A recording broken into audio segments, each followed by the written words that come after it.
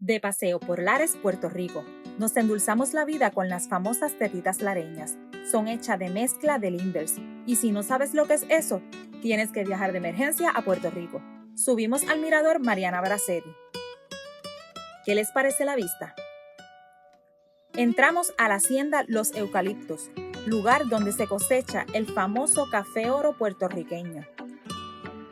El lugar tiene un espacio para celebrar actividades.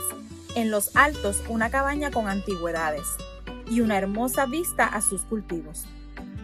Para más contenido como este, síguenos en Entre Nubes por el Mundo.